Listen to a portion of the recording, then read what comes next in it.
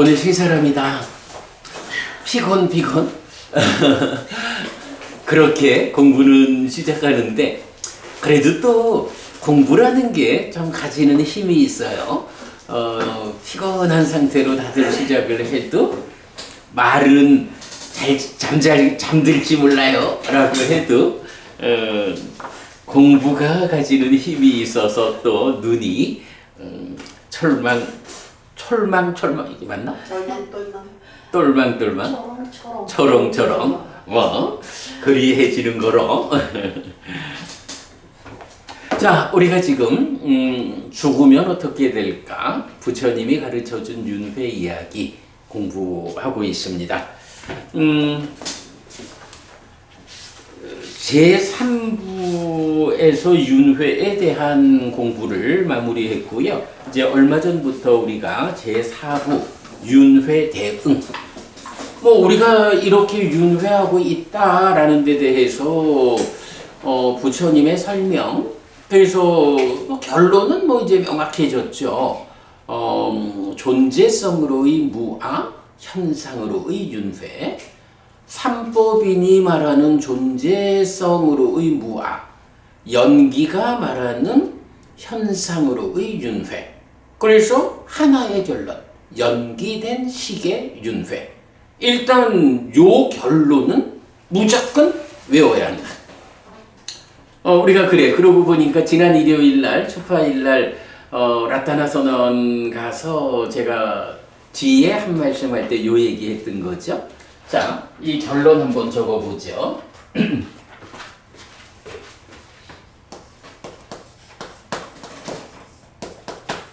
나라는 존재성으로는 무아야. 그리고 무아인 나의 삶에는 어떤 현상이 있는가? 라고 할 때 윤회야. 그래서 보면 존재성으로의 무아라고 하는 요거, 삼법인이 재행무상, 재행계고, 재범무아 이렇게 말하는 거죠. 그리고 현상으로의 윤회라고 하는 요게 뭔가요? 연기인데 연기를 경은 또 뭐라고 부르죠? 여기에서의 조건성.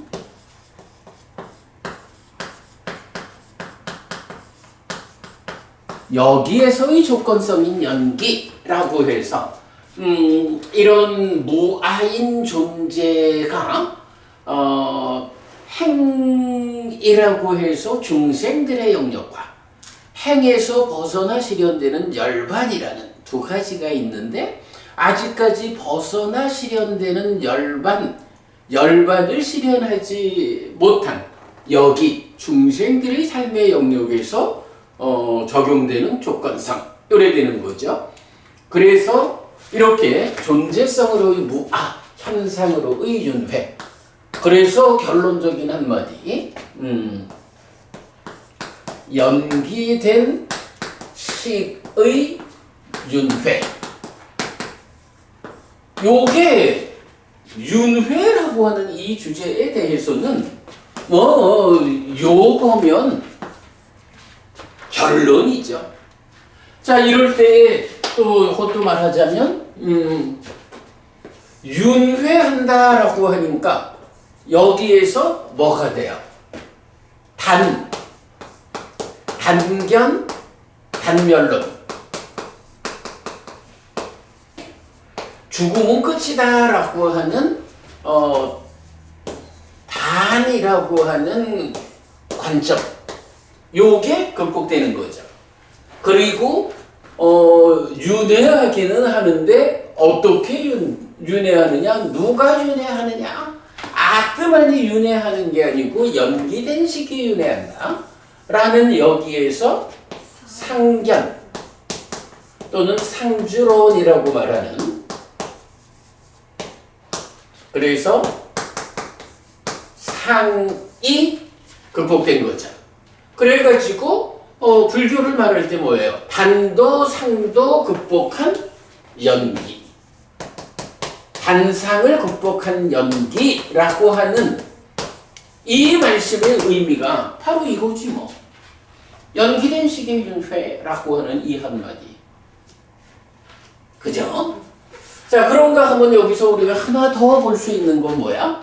삼법인과 연기라는 요 두 가지가 어떤 교리적 비중을 가지죠? 이 두 가지가 바로 열애는 이것을 깨닫고 실현하였다 라고 말하는 세 가지. 그렇죠. 사실. 삼법인과 연기와 오온인데 오온은 바로 이런 삼법인과 연기를 받쳐주는 색수상행식 오온이라는 것이 세상의 법이다. 여기를 구성하는 법이 오온이다 라는 거고, 이렇게 삼법인과 연기라는 두 가지가 이게 바로 사실이고, 이 사실이 열애의 출현 여부와 관계없이 세상에 존재하고 내 삶에 적용되는 원리의 이치다. 그거죠. 그래서 경은 땅다타박도 아비삼부제티 아비사메티, 열애는 이것을 깨닫고 실현하였다. 요렇게 말해지는, 요렇게 말하는 세 가지 중에 오온을 빼고 두 가지에 대해서 열애의 출현 여부와 관계없이 존재하는 원리의 이치. 그렇기 때문에 요 두 가지 사실에 대해서 우리가 뭐라고 표현을 해요? 여기서 부처 이전의 것이다. 부처 이전의 것이라는 개념을 연결하기 때문에 이제 세상에 있는 모든 종교들을 통합해가지고 교주 이전의 것, 이런 개념을 우리가 만들어낸 거죠. 그러면 교주 이전의 것이라고 말할 때 대표적으로 기독교나 이슬람 이런 종교는 교주 이전에 무엇이 있어요? 그렇죠. 그렇죠. 그래서 기독교, 그러니까 기독교, 천주교, 합한 그리스도교 이렇게 말해야 될까? 그러니까 이제 이쪽에서는 예수라는 교주가 있다고. 그 예수라는 교주 이전에 창조주 하나님 여호와 또는 야훼라고 불리는 인격화된 신이 있는 거죠. 교주 이전의 것을 인격화를 했다고. 이슬람교도 어때요? 무함마드라고 하는 교주 이전에 창조주 하나님 알라가 있다고. 역시 교주 이전의 것을 인격화를 했다고. 그런데 불교는 어때요? 부처라는 교주 이전의 것으로 삼법인과 연기 이 두 가지를 제시하면서 여기에 인격화를 하지 않았잖아. 그냥 사실은 사실대로 두고 그 사실에 부합한 삶을 내가 살아내면, 그러니까 사실에 들어맞는 삶을 내가 살면 그것에 의해서 괴로움이 생겨나지 않는다. 그러나 중생들의 삶이라는 게 어때요? 이런 사실에 대한 무지가 가져오는 사실에 어긋난 삶, 사실에 괴리된 삶이 괴로움을 만든다. 이런 개념이죠. 요게 이제 그 육초분석경인가요? 에서 나타나죠. 알고 보지 못하는 자는 괴로움을 만들고 알고 보는 자는 행복을 만든다. 괴로움을 만들지 않는다. 라는 개념이 다 이렇게 모아지는 거죠. 어쨌든 우리가 제3부에서 윤회와 관련한 부처님의 가르침을 포괄해서 설명하고 있는데 그 내용 그래도 우리가 공부가 쌓이니까 이렇게 이제 요점을 표현할 수가 있는 거죠. 존재성으로의 무아, 현상으로의 윤회, 연기된 시계윤회라고 하는 요 하나의 문장이 윤회라고 하는 이 주제에 대한 부처님의 확정적 결론이다. 그 안에 단상을 극복한 연기, 그리고 부처 이전의 것, 교주 이전의 것으로의 삼법인과 연기, 사실의 문제. 결국은 모든 게 이 안에 다 포함이 되어 있는 거야. 우리가 이런 부분에 대해서 부처님 가르침을 잘 이해하지 못하면 이런 결론을 만들어내지 못한다. 뭐 거기까지도 우리가 생각할 수 있겠죠. 그래서 약간 우리가 그저께 그 초파일 날 청도에 나타나서는 다들 아시다시피 이제 저의 사형 되시는 빠냐지파 스님의 라따나 선원에 가서 초파일 행사를 같이 하고 왔죠. 그럴 때 제가 이제 마지막에 한 말씀 바로 요 이야기를 했는데 사실 그래도 우리처럼 이렇게 경으로 공부의 중심을 삼는 이런 사람들이 아니고는 사실은 딱 요 결론만 듣고는 좀 이해하기는 어렵죠. 그렇지만 저게 얼마나 많은 그러니까 그럼에도 불구하고 결론이라도 외워야 되는 거야. 결론이라도 외우면 그 많은 것이 함축되어 있는 많은 것은 우리가 함축해서 결론을 알려드리는 거고, 일단은 불교 신자의 입장에서는 최소한 이 결론에 대해서는 알고 있어야 길이 흔들리지 않는다.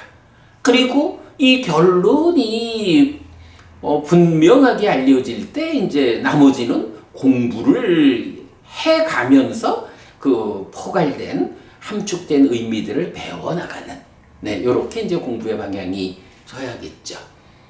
그렇게 보면 어부님도 나도 우리가 참 그 행복한 사람들이에요. 공부가 함축되어서 이런 결론을 세상에 제시할 수 있다.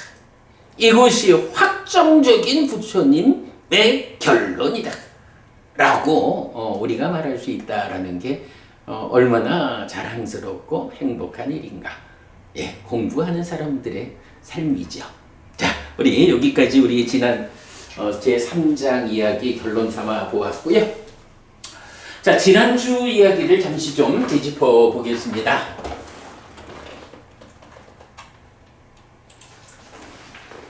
자, 지난주 윤회책 강의 260519 제4부 윤회에 어떻게 대응해야 하는가. 네, 제4부는 이제 윤회가 알려졌으니까 이렇게 윤회하는 우리 삶에 대해서 어떻게 대응해야 합니까? 라는 주제로 제4부가 진행되고 있죠. 자, 그래서 윤회와 대응 방법 포괄 설명 3 깨달음을 겨냥한 자, 그리고 공덕 이래서 삶의 테크닉의 두 축과 포괄적 대응 능력 이렇게 정리했는데요.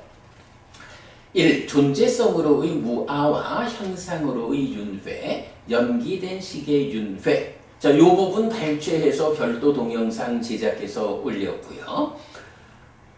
그리고 2번 제4부 윤회에 어떻게 대응해야 하는가. 알고 보지 못하면 괴로움을 경험하고 알고 보면 즐거움을 경험하면서 더 향상합니다. 윤회하는 중생의 고의 문제는 하늘을 겨냥하는 과정과 깨달음을 겨냥하는 과정으로 나누어 대응해야 합니다. 이때 하늘을 겨냥하는 자를 위한 삶의 방식이 있는데 공덕입니다. 공덕의 행위를 통해 하늘로 나아갈 수 있는데 도시와 계와 수행입니다. 3. 제1장 공덕, 복. 개별적으로 대응하기 어려운 저항할 수 없이 닥쳐오는 삶의 문제들은 공덕을 쌓아서 포괄적 대응 능력을 갖춰야 함. 나는 사실 지난주 수업의 마무리에서 공덕 제1장 들어가가지고 사내 비유경 우리가 보았잖아요. 이 산의 비유경. 산이 그대로 모든 것을 짓밟으면서 닥쳐온다라고 할 때 우리가 할 수 있는 게 뭐가 있어? 인간이라는 나약한 존재가. 자, 이제 그런 주제였죠. 자, 그래서 보면 저는 지난주 수업 마치고 요 표현을 아주 주목해서 적었어요.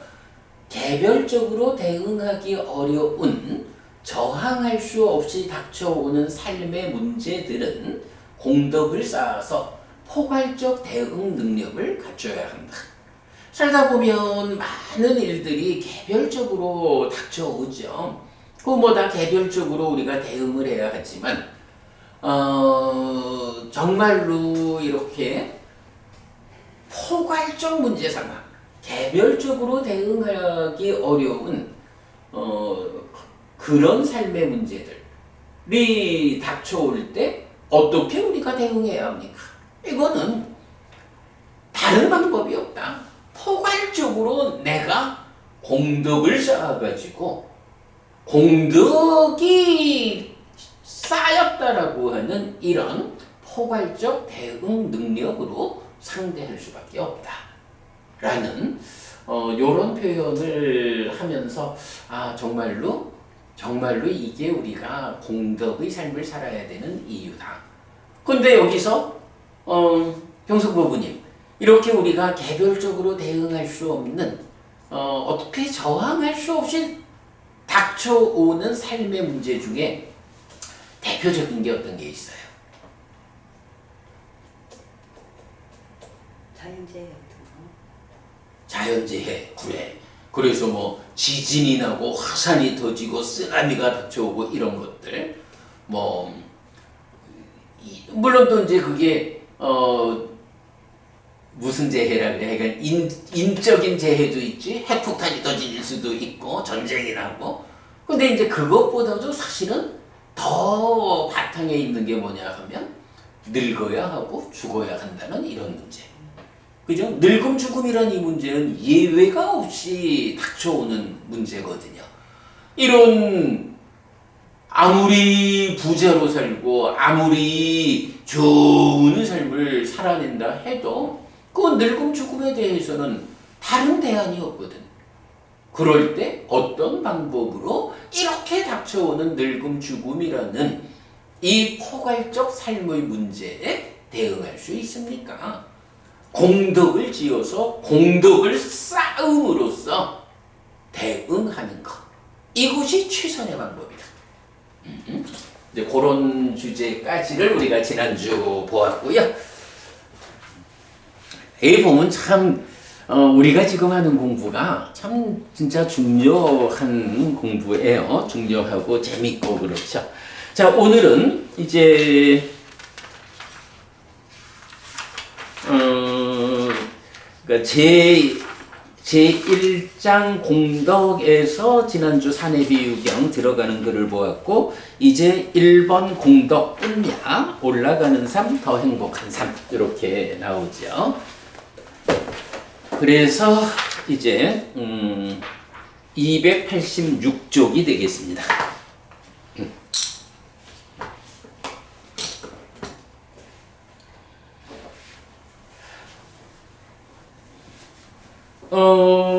사실은 이제 지금부터 우리가 공부하는 이 공덕과 관련한 내용은 우리가 이제 첫 번째 만든 책이 불교 입문 1 소유하고자 하는 자를 위한 가르침. 보통 우리가 불교 입문 1 소유 이렇게 말하는 책이죠.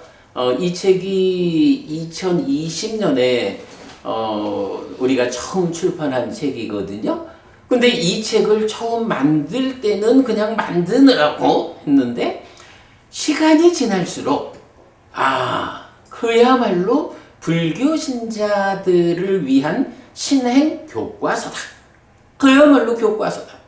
교과서니까 재미없어가지고 잘 팔리지는 않더라도 그러나 정말로 공부를 해야겠다. 삶에 대해서 또 괴로움을 극복해야겠다. 라고 적극적으로 공부에 접근하는 분들, 그분들한테는 이 책이 교과서다. 이렇게 이제 소개하고 있죠. 자, 그래서 이제 보면 우리가 지금 보는 이제 1번 공덕 요 부분, 해피 스님의 책 불교 입문 1 소유하고자 하는 자를 위한 가르침의 강의에서 공덕 뿐야 부분을 요약하였습니다. 했는데 그 강의가 제3부 공덕 제1장 개념에서 90분 수업을 7번을 했어요. 이게 무슨 얘기냐 하면 공덕이 무엇입니까? 라고 공덕을 아는 수업이 90분 수업 7번을 했다. 이 책에서 그야말로 공덕과 관련한 니까야의 거의 모든 용례를 다 찾아가지고 공덕은 이런 것이다 라고 설명해 낸 거죠. 사실 90분 수업으로 7번을 공덕 이야기를 했다라고 하면 사실 뭐 웬만해서는 공덕을 주제로 1시간 얘기하기도 힘들 거야. 그런데 그 정도로 우리가 공부를 했다라고 하면 그야말로 공덕과 관련한 교과서다. 이렇게 말할 수 있겠죠. 자, 그래서 이제 우리 이 책에서는 뭐 상세한 내용보다는 윤회가 이렇게 알려줬으니까 이런 윤회에 대해서 어떻게 대응해야 하는가의 측면으로 이제 그 90분 수업 7번을 진행한 요 내용을 요약해 놓은 거죠.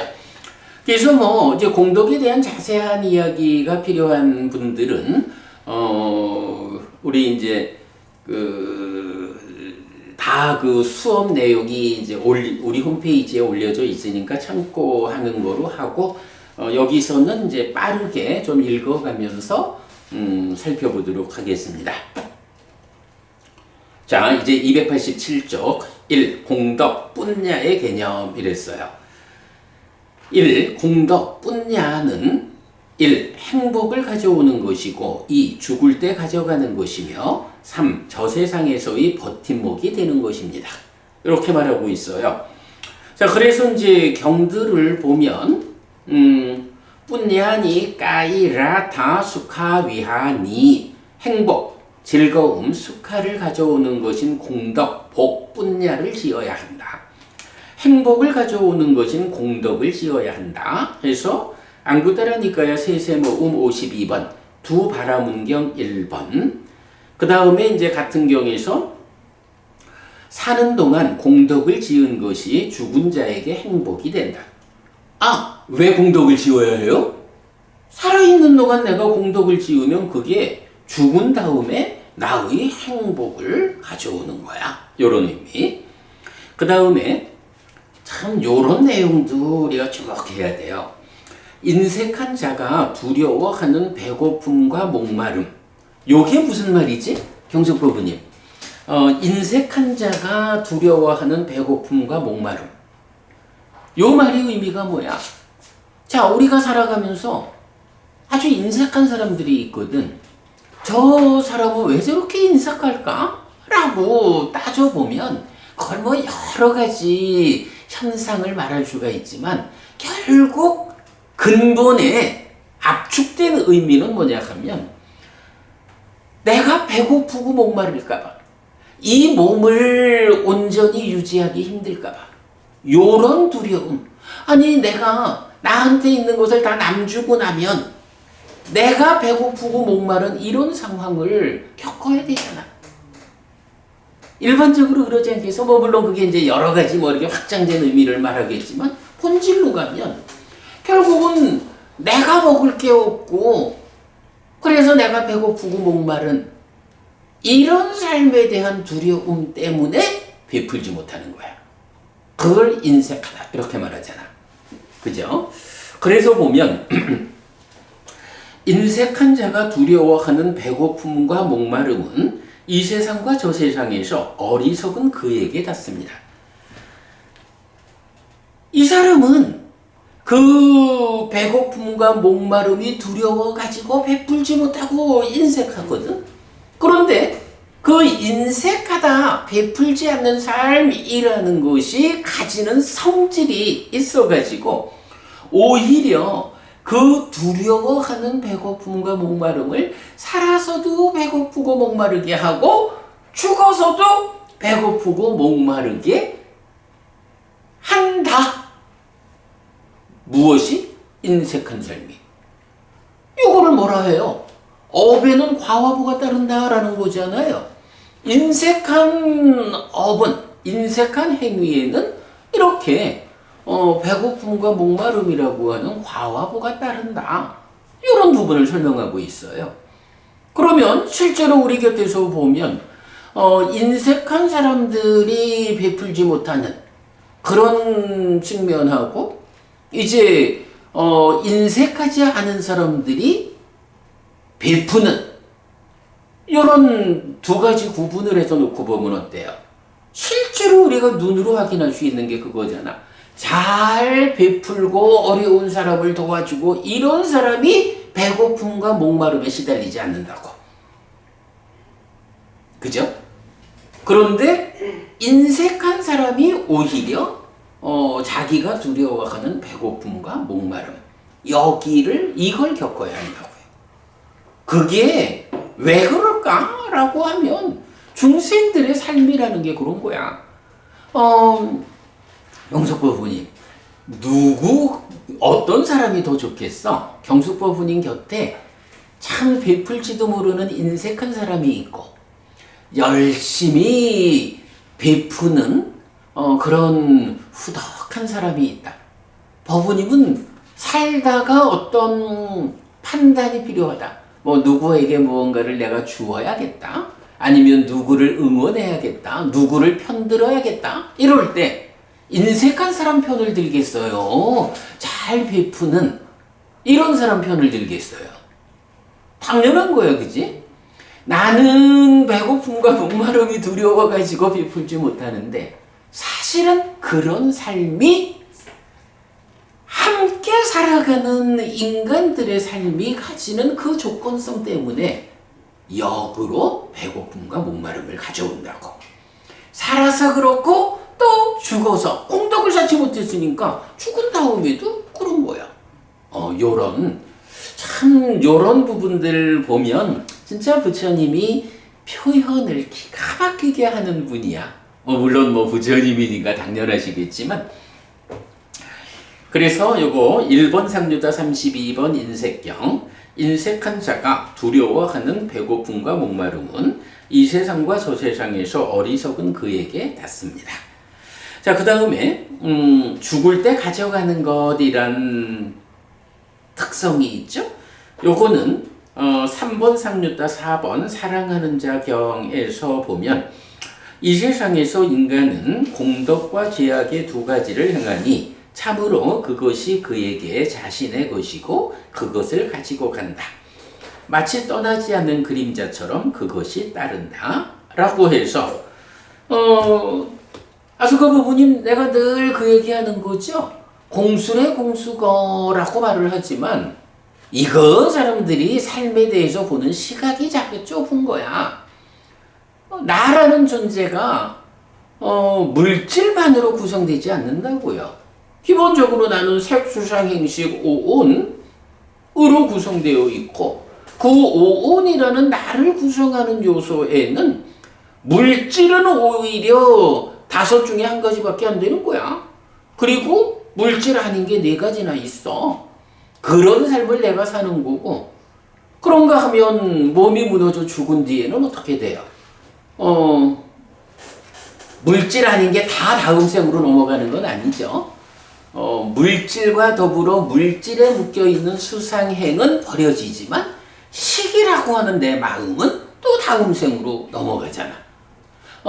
이렇게 나라는 존재가 물질만으로 구성되어 있다 하면 빈손으로 왔다 빈손으로 간다 이렇게 말할 수 있겠지만 삶에 대해서 이런 색수상행식 오온으로 구성된 나라는 존재성을 볼 줄 아는 사람 입장에서는 빈손으로 왔다 빈손으로 간다는 그런 말을 할 수가 없죠.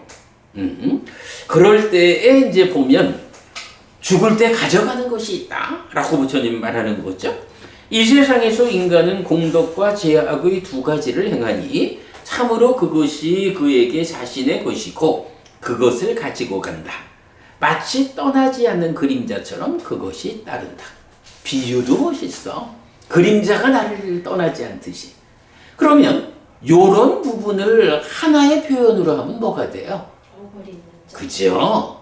결국 모든 것은 나라는 존재가 어떤 존재냐? 내가 지은 업을 이어가면서 변화하는 나는 업을 잇는 자야.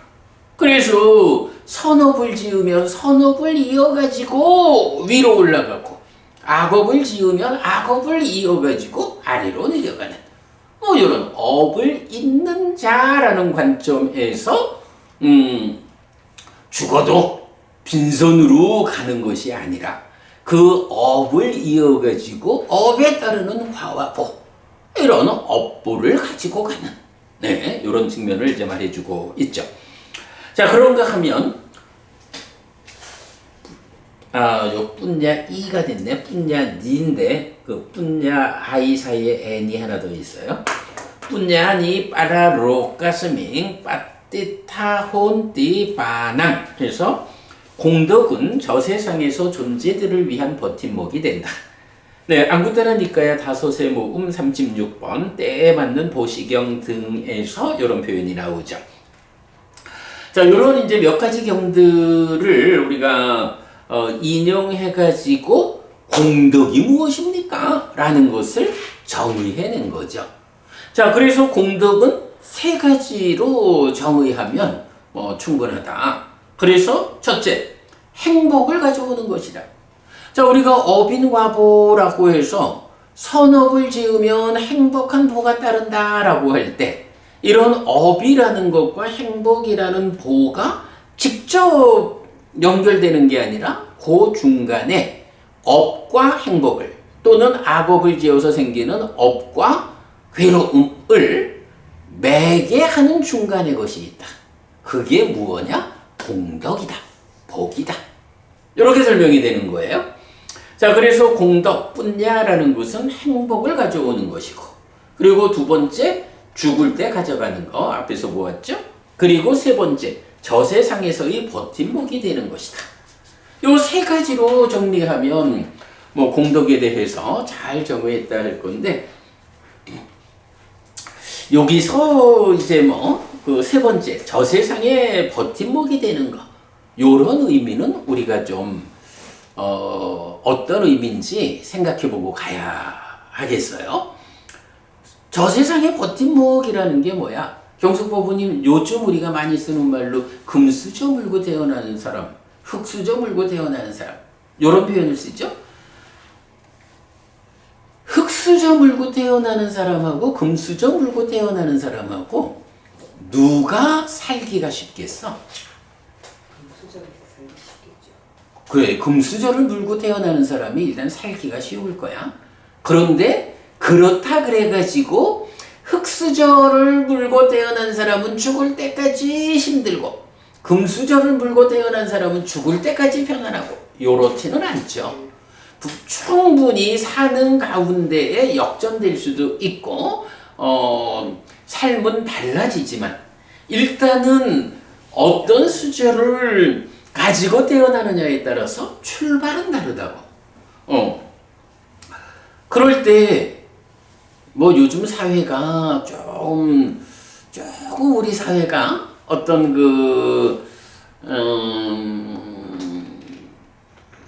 시각에 조금 오해가 있는 듯 싶어. 오히려 이제 우리 사회는 금수저 물고 태어나는 사람을 좀 부정적 시각으로 보는 요런 시각이 좀 있어서 좀 곤란해. 그런데 그냥 생각해 보면요. 경숙부부님 이제 다음 생에 뭐 또 태어나야 할 거잖아. 그때 금수저 물고 태어나는 게 좋겠어요? 흙수저 물고 태어나는 게 좋겠어요? 왜 대답을 못해? 다이아몬드 수저. 그게 부족하구나. 그래, 다이아몬드가 더 낫지. 만수로 진화해. 그래. 아니 사실은 다 그 얘기거든. 아니 이게요. 흙수저 물고 태어난 사람은 착하고 금수저 물고 태어난 사람은 다이아몬드 수저 물고 태어난 사람은 악하고 이런 개념이 적용되는 건 아니거든요. 이 보면 전생에 내가 어떤 업을 지어서 금생에 그 업을 이어가지고 태어났냐. 사실은 이런 측면이 출발 자리를 지정해 주는 거라고요. 그러면 당연히 다음 생에 내가 어떤 수저를 물고 태어날까? 뭐 인간으로 태어난다라고 하면 그래도 흑수저보다는 금수저를 물고 태어나야겠고 그걸로 부족하니 다이아몬드 수저를 물고서 하늘에 태어나야겠다. 뭐 이제 이런 방법들이 있을 때 당연히 더 좋은 곳에 태어나야죠.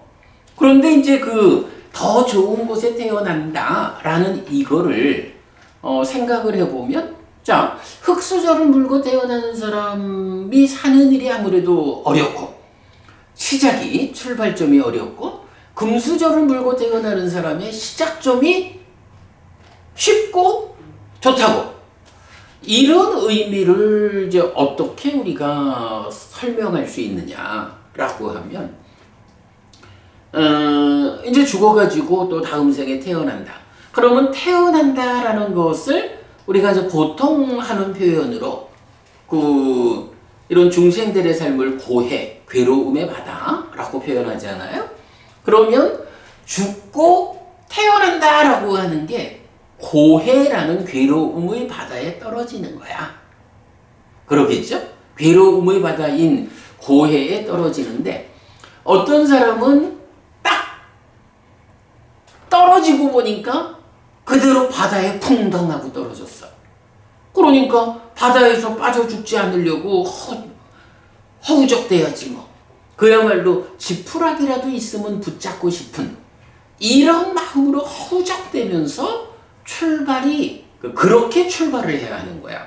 그러면 빠져 죽지 않기 위해서 지푸라기라도 있으면 붙잡아야지 하는 이런 삶을 살아내면서 내가 좀 더 나은 향상된 삶으로 이게 내 마음이 거기로 가기 힘들다고. 그러다 보니까 이렇게 바다에 퉁덩 떨어진 사람이 출발이 어렵고 거기서 더 나은 삶으로 나아가기 위해서는 정말 더 특별한 노력이 또는 특별한 행운이 따라줘야 되는 거야. 그런데 어떤 사람은 떨어졌는데 떨어지고 보니까 운 좋게 요만한 뗏목 위에 떨어졌어. 뗏목 위에만 떨어져도요. 그야말로 비바람이 몰아치지만 않으면 일단 지푸라기라도 잡아야 한다라는 이런 절박함은 없어. 이런 간절함은 없이 그래도 태양볕이 뜨겁고 사는 일이 힘들겠지만 그래도 일단 살기 위해서 허우적대고 지푸라기라도 찾아 나서는 이런 삶은 모면한 삶이라고. 훨씬 난 거야 이게. 그러면 뗏목 위에만 떨어져도 이 사람이 아이고야 햇살이 너무 뜨거운데 내가 어떻게 좀 방법을 찾아서 햇살을 막고 좀 더 편안한 삶을 살까? 좀 더 나아질까? 삶의 향상을 꾀할 수가 있다고. 어떤 사람은 떨어지고 보니까 그래도 제법 큼지막한 배에 떨어졌어. 그 큼지막한 배에만 떨어지면 그야말로 폭풍우가 몰아치지 않으면 안전한 거야. 당연히 햇볕도 잘 가려질 거고. 뗏목 위에 떨어진 사람과 견주면은 뭐 비교할 수 없이 훌륭한 삶이죠. 바다에 직접 떨어진 사람하고는 견줄 것도 없지. 어떤 사람은 떨어지고 보니까 항공모함 위에 떨어졌어. 이건 뭐 천재지변이 몰아치지 않는 한 걱정 없는 삶이야. 어떤 사람은 떨어지고 보니까 아예 바다가 끝나고 육지가 시작된 이런 땅 위에 떨어졌어. 이거는 뭐 아무런 어려움이 없는 거지. 바로 이런 거를 뭐라 해요? 저세상에서의 버팀목이다.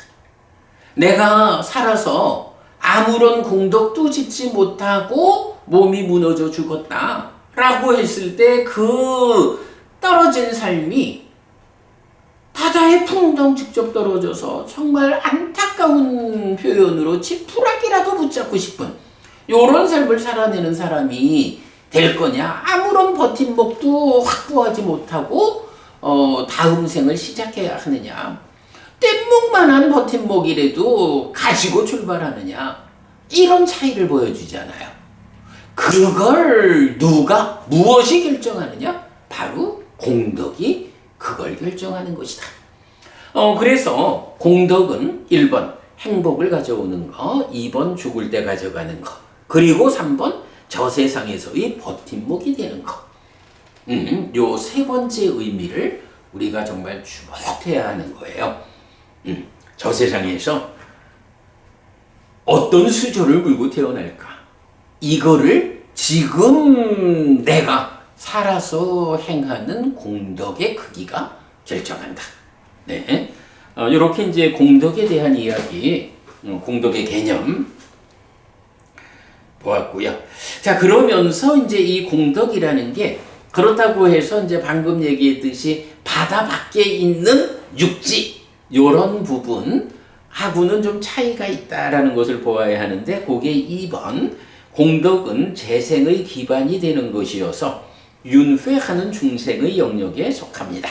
라고 해서 맞지만 이거야 117 커다란 마흔의 경은 10선업을 두 가지로 표현하죠. 그래서 하나는 번뇌와 함께하고 공덕을 만들고 재생의 조건을 있게 하는 바른 견해 사유 말 행위 생활 해서 10선업과 이제 바른 생활을 말하고, 그런가 하면 두 번째로는 번뇌 없고 세상을 넘어섰고 길의 요소인 성스러운 바른 견해 사유 말 행위 생활해서 번뇌로부터 벗어난 해탈된 10선업과 해탈된 생활, 아라한의 삶이죠. 이렇게 구분을 하기 때문에 공덕이라고 하는 이것이 그 버팀목이 되는 거긴 한데 중생들의 삶의 영역, 번뇌의 영향 위에 있는 삶의 향상을 말한다. 네, 이런 차이를 보는 것도 필요하고요. 자, 이렇게 공덕에 대해서 무엇인지 알아봤고요. 이제 두 번째, 이 공덕을 만드는 방법입니다. 첫 번째, 보시가 있어요. 인색과 방일 때문에 보시를 하지 않습니다. 공덕을 바라는 자, 아는 자는 베풀어야 합니다. 라고 해서 인색하고 방일한 것 때문에 보시를 하지 않는데 그거는 공덕이 되지 않는다. 요 얘기죠. 그래서 공덕을 바라는 자, 바로 이렇게 죽을 때, 그러니까 행복을 가져오고 죽을 때 가져가서 저 세상의 버팀목으로 삼는 이런 공덕을 바라는 사람이라면 베풀어야 한다. 보시해야 한다. 라고 해서 공덕을 만드는 방법의 첫 번째는 보시다. 라는 거. 그 다음에 두 번째는 세 가지 공덕행의 토대라고 하는 교리가 나타나죠. 그래서 보시와 계와 수행. 네, 보시, 계, 수행. 세 가지가 공덕의 결실을 가져오는 토대가 된다. 세 가지 공덕행의 토대. 이렇게 나오고요. 자, 그 다음에 이제 하나 더 보면 불법승 삼보에 대한 귀의와 확실한 믿음, 그리고 계와 보시와 지혜를 갖추는 것. 이때 지혜를 갖추는 것이 수행이어서 이와 연결됩니다 했는데 요 이라는 게 표시가 잘못된 거야. 바로 앞에 세 가지 공덕행과 연결됩니다. 이렇게 봐야죠.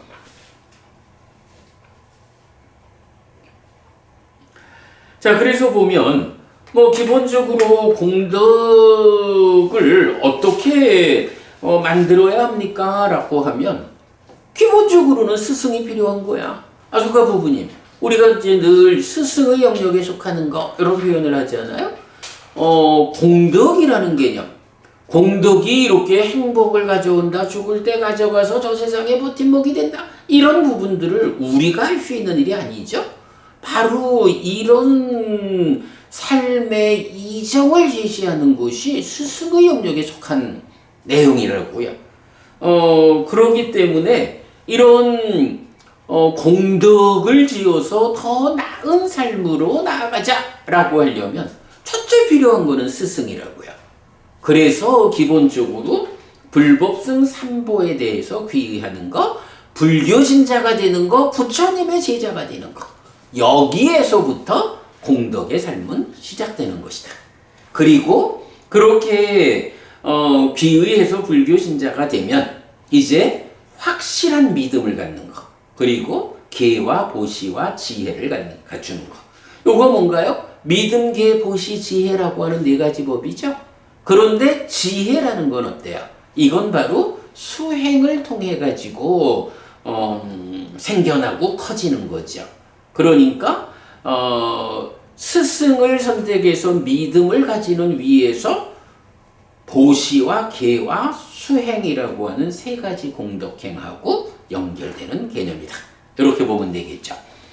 자, 그래서 경은 공덕에 대해서 참 많은 말씀을 하지만 기본적으로 공덕을 만드는 방법은 무엇입니까? 라고 하면 첫 번째, 보시라는 것이 공덕을 만드는 것이다. 그리고 두 번째로 세 가지 공덕행의 토대가 있다. 보시와 계와 수행이다. 그리고 세 번째로 부처님을 스승으로 선택해서 불교 신자가 되어야 합니다. 그래서 그 부처님에 대한 믿음 위에서 계와 보시와 지혜라고 하는데 표현을 바꾸면 보시와 계와 수행이라고 하는 세 가지 공덕행.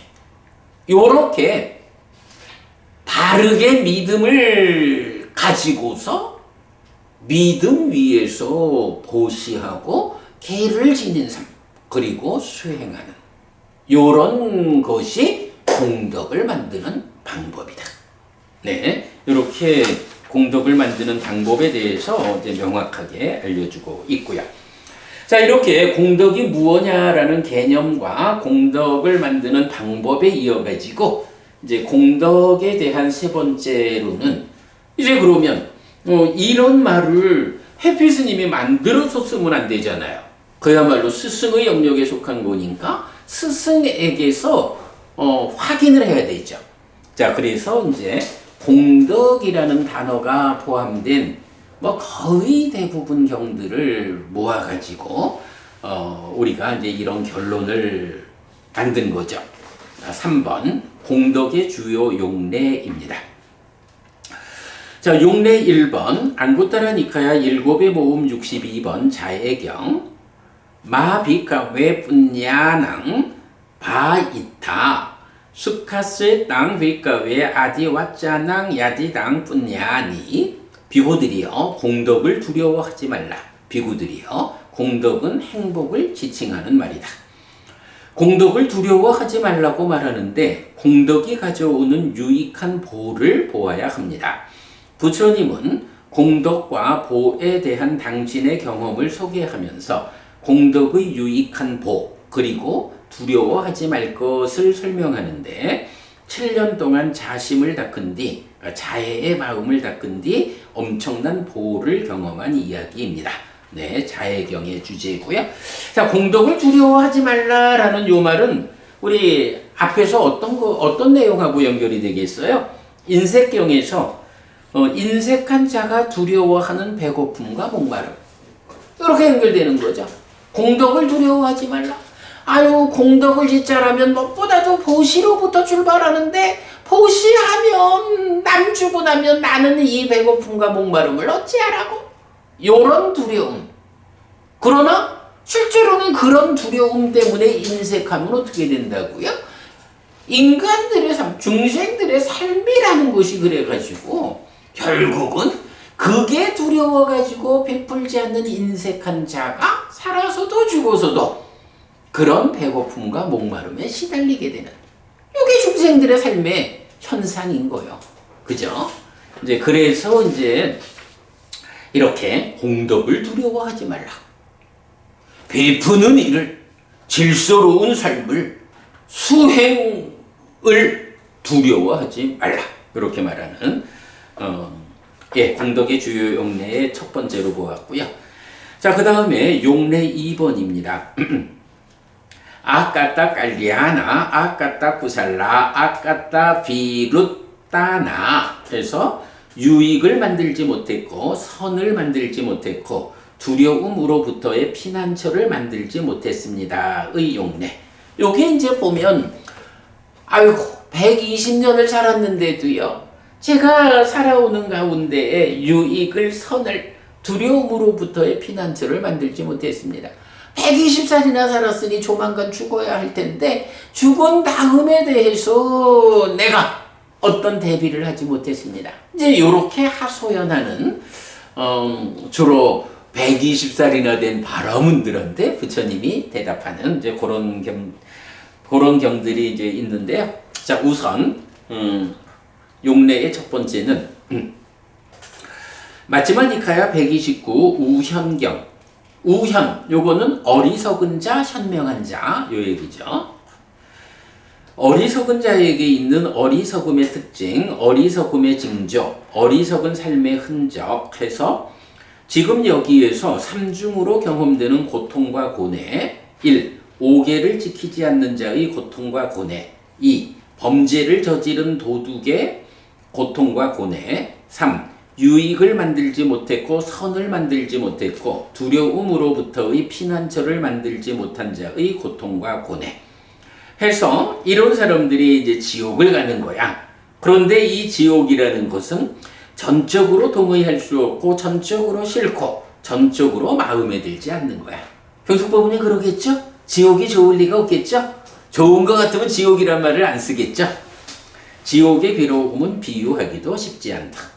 그러나 현명한 자에게 있는 현명함의 특징, 현명함의 징조, 현명한 삶의 흔적은 지금 여기에서 삼중으로 경험하는 행복과 만족에서 1. 오계를 지닌 자의 행복과 만족. 2. 범죄를 저지르지 않은 자의 행복과 만족. 3. 유익을 만들고 선을 만들고 두려움으로부터의 피난처를 만든 자의 행복과 만족. 이런 사람은 하늘에 태어나겠죠? 그 하늘, 천상은 전적으로 동의하고 전적으로 좋고 전적으로 마음에 드는 것인데 천상의 행복은 비유하기도 쉽지 않다 라고 나오죠. 요 우현경은 우리가 그 마치마니카야 관통법회에서 잘 공부했고 아소카 부부님, 우현경이라는 같은 제목의 또 중요한 경이 하나 있죠. 주제가 다르지만 어떤 경이죠? 그 내용이 그거 무명. 네, 몸으로 간다. 그래. 그러니까 누구나 다 태어났다는 것은 전생에 무명과 가래를 해소하지 못하고 몸이 무너졌기 때문에 몸으로 와서 태어나 있는데 이 몸으로 있는 동안에 어리석은 자는 범행을 실천하지 못해서 무명과 가래가 해소되지 못하고 또 몸이 무너지면 몸으로 간다라고 하는 이 결정적 표현. 그리고 그래서 몸으로 왔지만 살아서 무명과 가래가 해소되고 몸이 무너지면 몸으로 가지 않는다라고 하는 요 몸으로 가는 중생의 삶과 몸으로 가지 않은 아라한의 삶. 요 차이를 우현경이 직접 말해주죠. 근데 그 우현경과 다르게 마치마니카야 129 우현경에서는 바로 이런 어리석은 자와 현명한 자의 특징을 비교해주고 있어요. 자, 그런데 이제 여기서 보면 오계를 지키지 않는 자의 고통과 고뇌, 오계를 지닌 자의 행복과 만족 이래 가지고 연결되잖아요. 그래서 지옥으로 가는 삶과 하늘로 가는 삶. 그런데 아니 내가 얼마 전에 우리 그 유튜브에 요즘 우리가 말하는 그 법부님이 댓글을 다룬 게 있어. 그래서 아이고야 이 법부님이 참 공부를 잘 하시네 싶어서 자 요게 이제 어떤 동영상이냐 하면 4월 22일 날 우리가 아침 공부하면서 산매 가는 길 부분을 이제 설명했거든요. 그 동영상에 산매 가는 길 여기에 이제 페이커 가드 법부님이 그 댓글을 달았는데 5계를 지키면서 지낸 지 꽤 됐습니다. 진짜 경대로 환희가 있습니다. 신기하고 경이롭습니다. 그리고 두려움이 없어졌습니다. 부처님 뒤를 따라간다는 마음이 있으니까 어딜 가도 당당하고 두려움이 없습니다. 경이롭습니다. 이렇게 댓글을 다룬 거예요. 정말 대단하시네. 오, 대단하죠. 그래서 제가 이제 또 내가 또 답을 했지. 그래서 이제 뭐 니까야.kr에 있는 글 하나를 참고하세요 했는데 요거 보면 법부님 시하장군경 해서 시하장군 같은 제목의 경이 3개가 있잖아. 그래서 보시에 의한 지금 여기에서의 복 그리고 5계를 지닌 자의 지금 여기에서의 복 그래서 요 2개가 비교되는 이제 표도 우리가 그려놓고 그랬죠. 이제 그 내용을 제가 링크해 드리면서 이제 그거를 참고하세요 법부님 했고 이미 보셨을 것 같기는 합니다만은요 5계는 그런 힘이 있습니다. 그렇게 배워 알고 실천하는 사람에게 변화가 따르는 것은 당연한 일입니다. 훌륭하세요 법부님. 이렇게 이제 제가 또 답을 했어요. 그랬더니 이 법부님이 이제 다시 또 답을 했는데 부처님의 말씀대로 되니 경이롭습니다. 감사합니다 스님. 계속 5계를 지켜나가겠습니다. 해서 제가 또 하나 답글을 대답을 했어요. 네 법부님 그리고 5계를 지닌다라는 의미를 더 생각해 보시기 바랍니다 했거든요. 5계를 지킨다는 말하고 5계를 지닌다라는 말을 우리가 조금 구분하죠. 경숙법은요 우리가 보통 보면 5계를 지켜야 한다라고 말을 하잖아.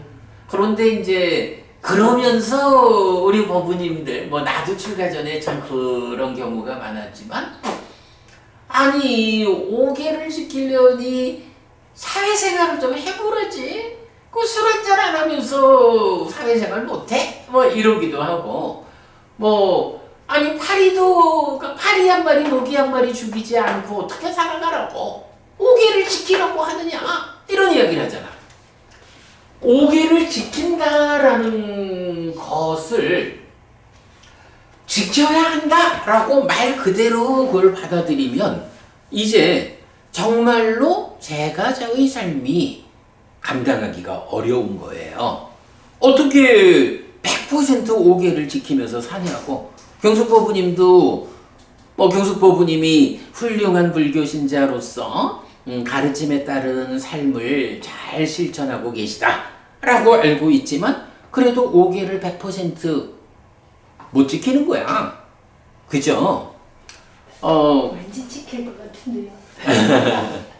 그래도 100% 못하는 거야. 그리고 아니 심지어는 파리보기도 있지만 요즘 말로 또 하얀 거짓말 이런 얘기도 하고 또 같이 어울려가지고 맥주 한잔 할 수도 있고 이제 이런 부분들 생각하면 아니 그러면 5계를 지키려면 완전히 외톨이로 살아야 되는 거잖아. 뭐 출가하지 않고 어떻게 5계를 다 지켜? 이럴 수도 있는 거거든.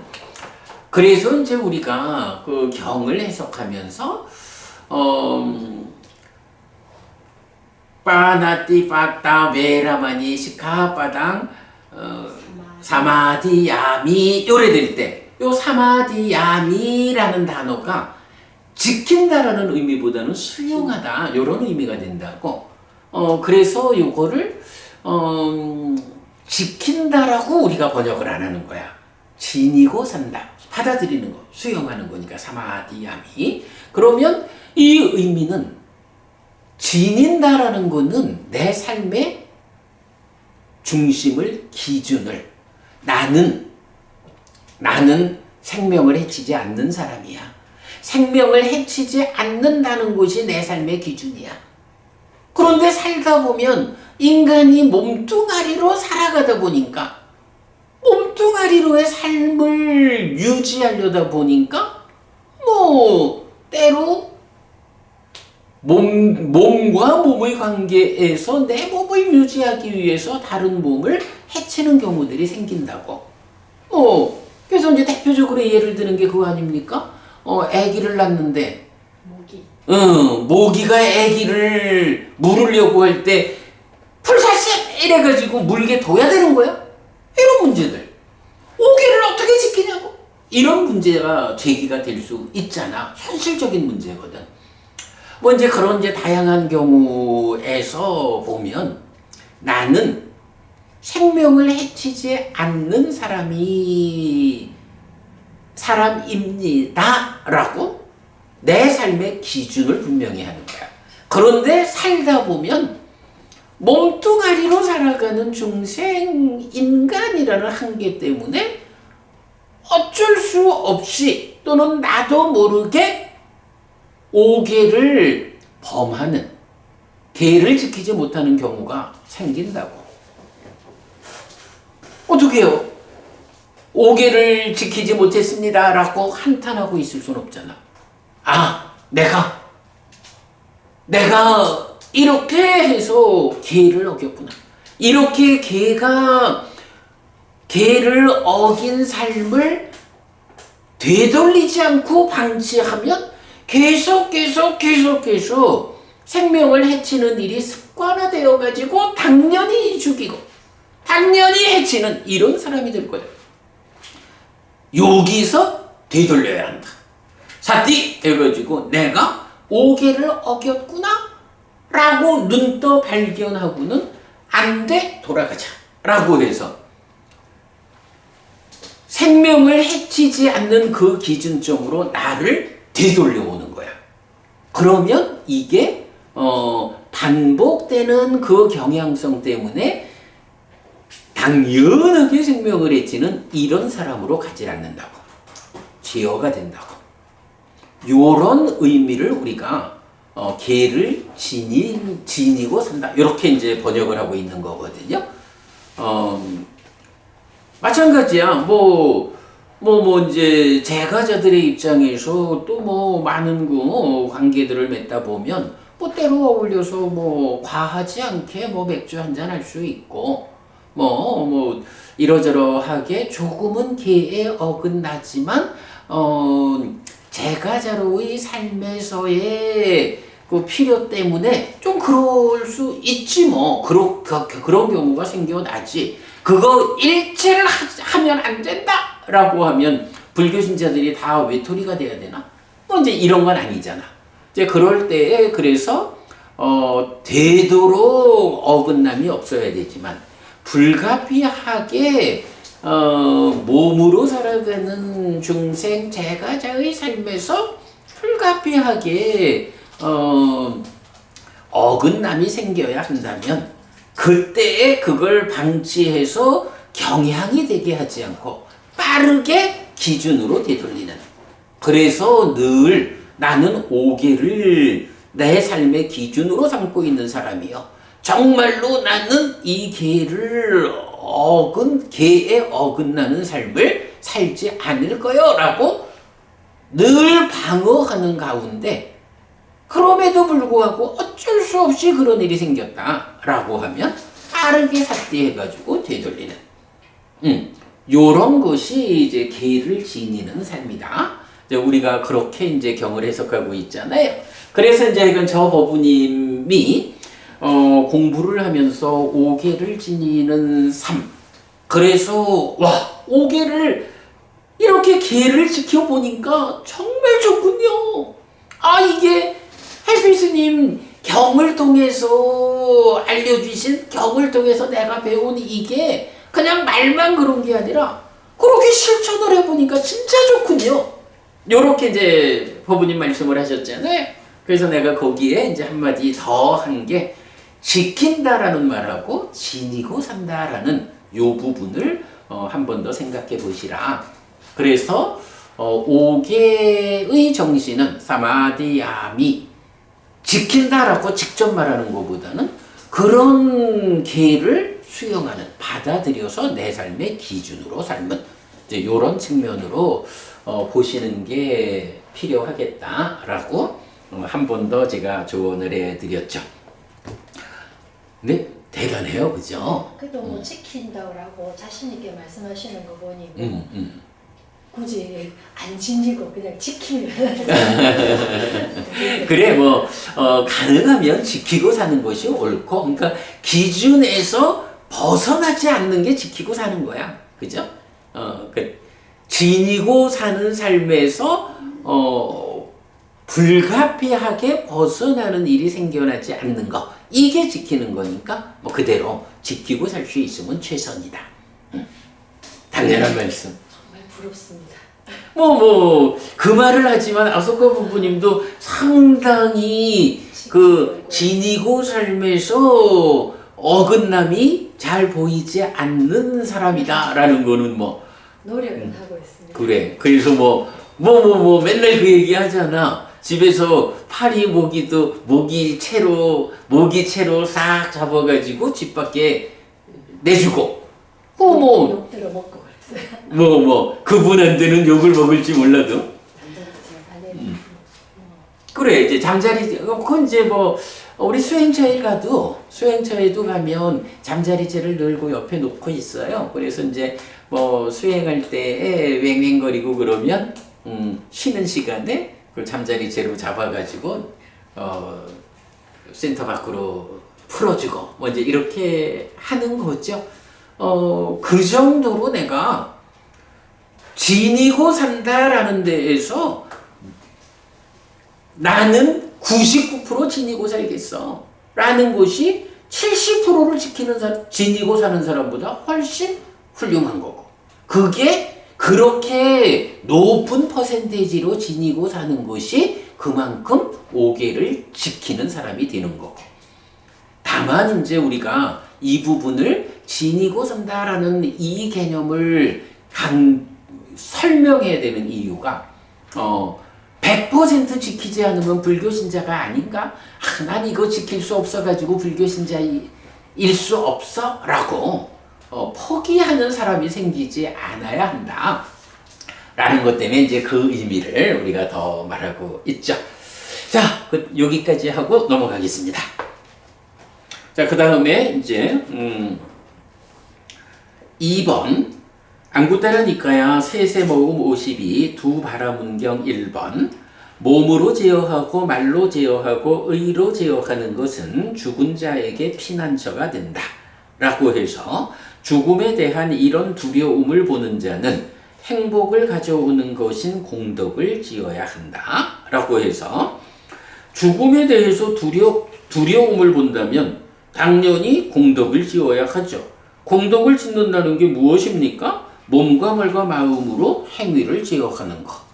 몸과 말과 마음으로 행위를 제어한다라는 것이 달리 말하면 뭔가요? 보시하고 5개를 지니고 수행하는 것. 다 같은 의미로 보면 되죠. 이게 죽은 자에게 피난처가 된다. 피난처라는 말을 다른 말로 하면 뭐가 돼요? 버팀목이 된다.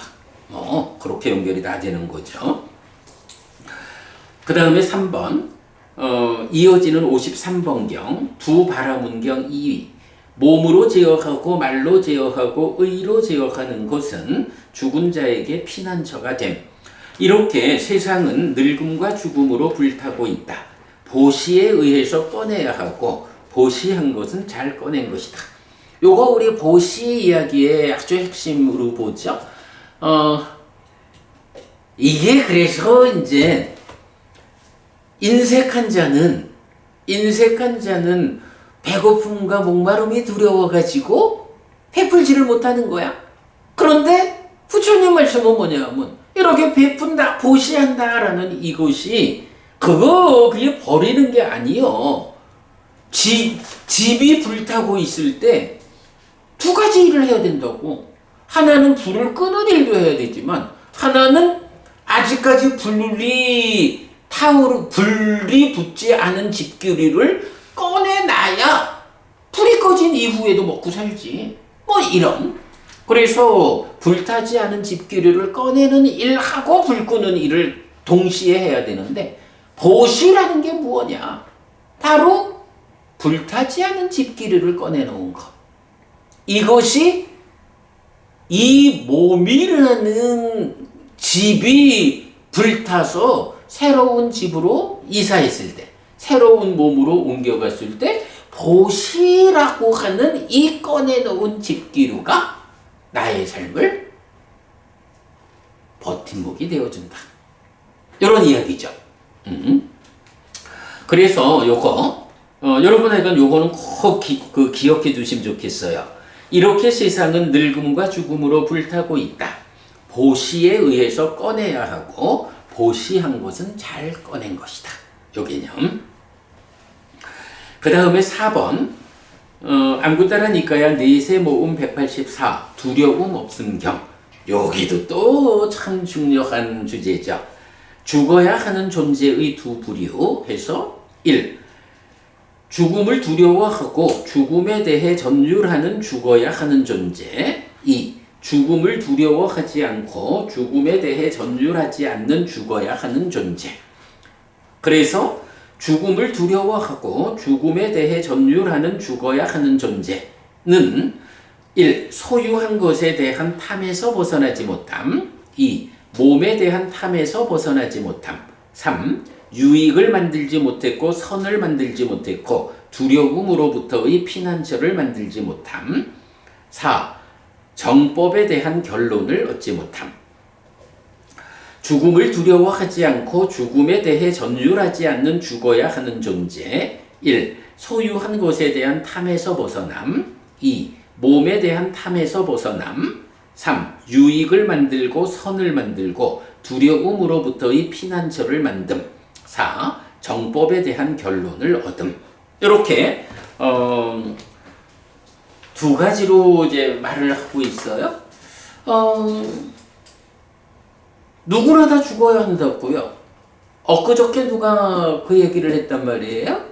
그래, 우리 청도 가는 날 기차에서 내 옆자리에 앉았던 어떤 여자분이 아니 부처님도 죽었잖아요. 불완전하잖아요. 뭐 나중에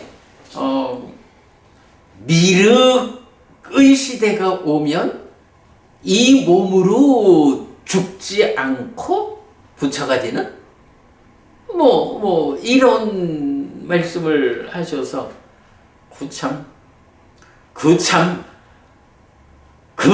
진짜 어느 부처님 얘기가 그래 있는지 그냥 얘기하고 말았지만 뭐 말도 안 되는 이제 이야기인데 어쨌든 그래 그분 말씀대로 부처님도 죽었거든.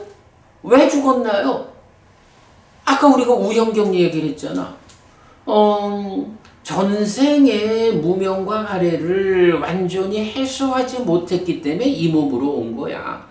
그러면 몸으로 왔다 태어났다. 요게 12연기가 말하는 존재를 조건으로 태어남이 있다. 이래 되는 거잖아. 태어남이 있으면 100% 생을 조건으로 노사가 있다. 태어나면 늙고 죽음이라는 건 100% 조건 관계야. 사실은 그 의미가 뭔가? 태어난다라는 게 뭐 별건가? 존재라고 하는 게 식과 명색이 서로 조건됨에 의해서 함께한다. 마음이 몸과 서로 조건됨에 의해서 함께하는 게 중생의 삶. 여기에서 이 조건성에 속한 거라고. 그런데 문제는 이 몸과 마음이라는 것이 뭐 인간으로 보면 몸은 100년 안팎 살다 보면 무너진다. 기능이 쇠해가지고 더 이상 몸의 역할을 못한다. 그러면 이렇게 몸이 무너졌다라고 하면 몸 없이 존재할 수 없는 마음. 이게 중생의 마음이라고. 그래서 100% 조건관계잖아. 요런 나의 존재가 몸이 무너지니까 내가 죽는 거야. 그러면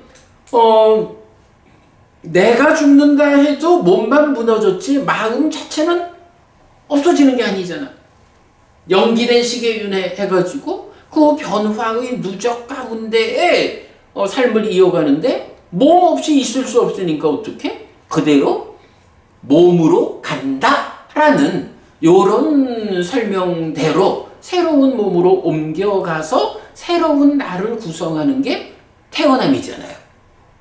요렇게 태어나면 이제 거기서 어리석은 자는 새롭게 태어난 이 한 평생에서 또다시 무명과 가리를 해소하지 못하고 몸이 무너지고 그러다 보면 또다시 몸으로 가는 게 윤회를 반복하는 거고, 부처님은 또는 제자인 아라한들도 있지만 어떻게 됐다는 거야? 삶의 과정에서 비록 몸으로 와서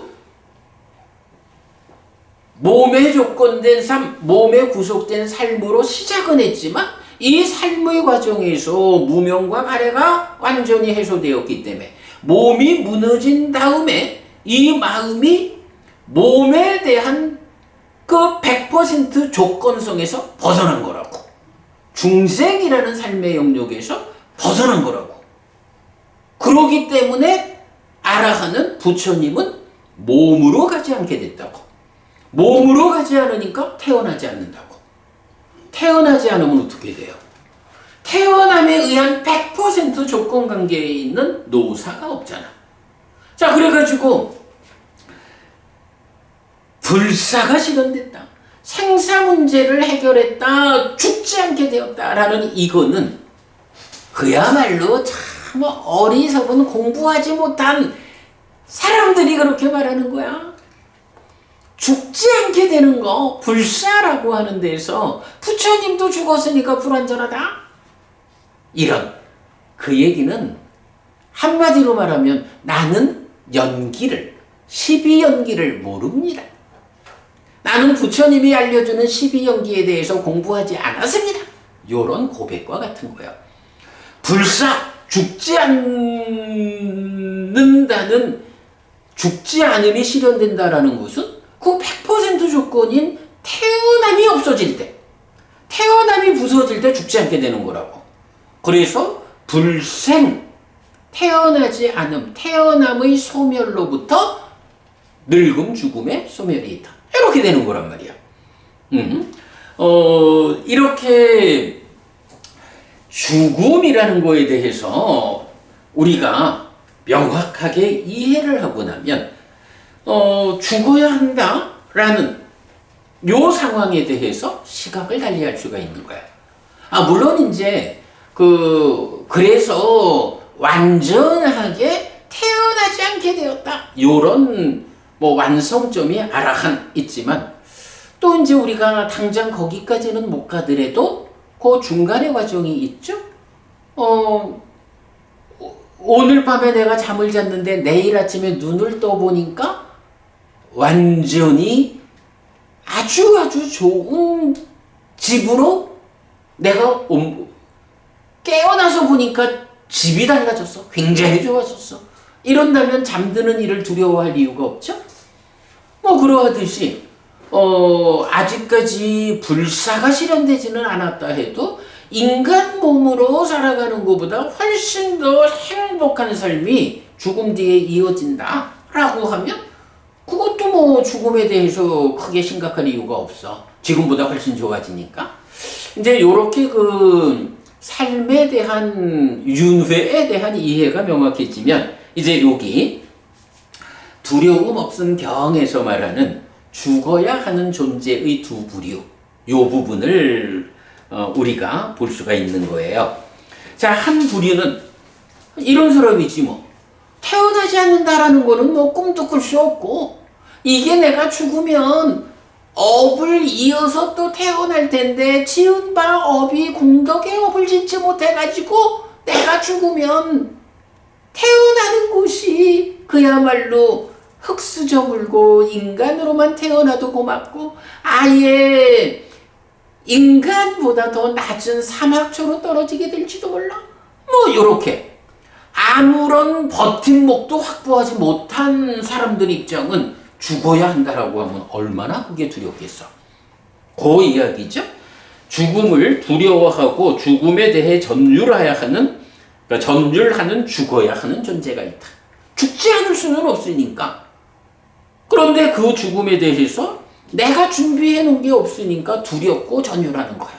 그러나 어떤 사람은 내가 죽어야 한다라는 거는 뭐 당연한 일이지만 이미 내가 삶을 완성했어. 이제 더 이상 몸으로 가지 않게 되었어. 윤회에서 벗어났어. 이런 아라한들이야 뭐 말할 것도 없지만 아직 아라한에 접근하지 못했다 해도 당장 우리들만 해도 우리가 살아가면서 이렇게 부처님 가르침을 배우고 배워 알고 실천하는 삶을 통해서 공덕을 지었다. 그러면 이 공덕의 힘이 내가 죽은 다음에 어떻게 찾아올 것이냐? 아주 확고한 버팀목으로 이 공덕이 나에게 찾아올 거예요. 그래서 지금 인간으로의 삶을 살다가 어느 때에 죽어야 한다면 그 죽음 이후가 나는 하늘에 태어날 거예요 라고 하늘에 태어남이 보장되는 삶을 산 사람들, 경석법부님, 이런 사람이 죽음을 두려워할 일이 있나요? 물론 우리가 일부러 죽으면 안 되지만 뭐 살아있는 동안 잘 그야말로 생명을 해치지 않는 삶을 우리가 살아내야 되지만 살다 보면 죽어야 하는데 우리가 만들어 놓은 공덕이 많다라고 하면 죽지 않기 위해서 발버둥을 쳐야 할 일은 없다고. 일부러 죽어서는 안 되지만 죽음이 닥쳐온다라고 할 때 그 죽음이 두려울 일이 없어. 그 두려움 때문에 죽음은 지옥 갈 게 뻔하니까 죽지 않기 위해서 가진, 요즘 뭐 공상과학 영화 같은 데서 보면은 뭐 그런 것도 있잖아. 다른 사람의 생명을 돈을 주고 사가지고 자기 생명을 연장하고 뭐 이런 것까지 나오더라고. 공상과학에 보면 뭐 어떤 그런 죽음이 두렵고 전율해가지고 전율하지 않아도 되는 사람들이 있단 말이야. 자, 그래서 지금 두려움 없은 경에서는 바로 이렇게 죽어야 하는 존재의 두 부류. 1. 죽음을 두려워하고 죽음에 대해 전율하는 죽어야 하는 존재. 2. 죽음을 두려워하지 않고 죽음에 대해 전율하지 않는 죽어야 하는 존재. 이렇게 두 가지로 구분해서 우리 중생을 말하고 있다고. 요 이야기가 아소카 법부님 혹시 기억하실지 모르겠다. 요게 우리가 이제 작년에 윤회 토론회를 했잖아요. 그래서 이제 1월 달에는 서울서 동국대학교에서 하고 2월 달에는 부산에서 우리 범어사 선문화관에서 이제 윤회 토론회를 했어요. 그때 서울에서 할 때 어떤 비구니 스님이 질문을 하신 거야. 해피 스님은 윤회 말씀을 이래 하셨는데 윤회 이렇게 뭐 윤회에 대해서 잘 아신다면 해피 스님은 죽음이 두렵지 않나요? 요런 질문을 하셨어요. 그래서 제가 스님, 그때는 제가 이제 요 경을 직접 경 제목을 말하지는 못하고 이렇게 공덕을 말하는 경 중에 죽음과 관련해서 두 부류의 죽어야 하는 존재를 말하는 경이 있어요. 어떤 사람들은 죽어야 한다라는 이 상황을 놓고 죽음이 두렵고 전율해야 하는 이런 죽어야 하는 존재가 있는가 하면 이제 가르침에 의해 가지고 잘 훈련된 공덕을 지은 쌓은 이런 사람은 죽어야 한다라는 거는 현실의 문제로 거부할 수 없지만 그 죽음을 두려워하지 않게 됩니다. 스님, 정말 이거 뭐 스님이나 저나 우리가 출가한 사람으로서 정말 중요한 개념이 누구나 죽어야 하지만 이 죽음을 두려워하는 사람도 있지만 두려워하지 않는 사람도 있습니다. 하루 윤회의 과정 안에서도 버팀목을 충분히 준비한 공덕을 지어 쌓아놓은 사람은 아니 뭐 죽는다 해도 죽은 다음에 나의 삶이 하늘에 태어나서 훨씬 더 행복한 이런 삶이 눈에 보이는데 두려울 일이 뭐가 있겠어요? 사실 뭐 스님께서 저한테 그렇게 질문하셨으니 제가 더 많은 이야기를 하기는 어렵지만 그저 그래도 지금 제가 공부를 하는 사람으로서 이렇게 공부를 하고 공부의 힘으로 공부를 전하는 이런 공덕의 삶을 저도 살고 있기 때문에 제가 죽음을 극복하는 사람에는 접근하지 못했지만 그러나 이제 내가 어느 순간 죽어야 한다라는 죽음의 현상이 닥쳐오게 된다라고 해도 제가 그렇게 죽음이 두려워가지고 죽지 않으려고 발버둥치는 이런 사람은 아니다라고 말할 수 있습니다. 제가 이제 그 비구니 스님한테 그렇게 대답했거든요. 근데 그 주제가 바로 요경인 거야. 안구테라니까야 내세모음 184 두려움 없음경에서 죽어야 하는 존재의 두 부류. 죽음을 두려워하는 죽어야 하는 존재. 죽음을 두려워하지 않는 죽어야 하는 존재. 죽지 않을 수가 없어. 부처님도 죽는 거니까. 네, 이런 부분. 자, 오늘 이렇게 우리 그 공덕을 개념과 공덕을 만드는 방법에 이어서 공덕의 주요 용례 가운데 용례 2번까지 공부했습니다. 자, 이렇게 오늘 공부 마무리했죠? 수고하셨습니다. 참 공덕이 중요한 주제야. 정말 중요한 주제예요. 삼마삼부토 바가와 수화가 또 바가왔다 담모 숫바티판노 사와가 상고띠 세존은 정등각이시다. 세존으로부터 법은 잘 설해졌다. 제자들의 상가는 잘 실천한다. 찌랑띠 타투로 가스밍 삼마삼부따 사산한띠 정등각의 가르침이 이 세상에 오래도록 옮기를 이차마항 얀냥 야지뚱 양마마아싸 디가라땅 히따야 수카야띠 오랫동안 나에게 이익과 행복을 주는 자선행을 실천하리라.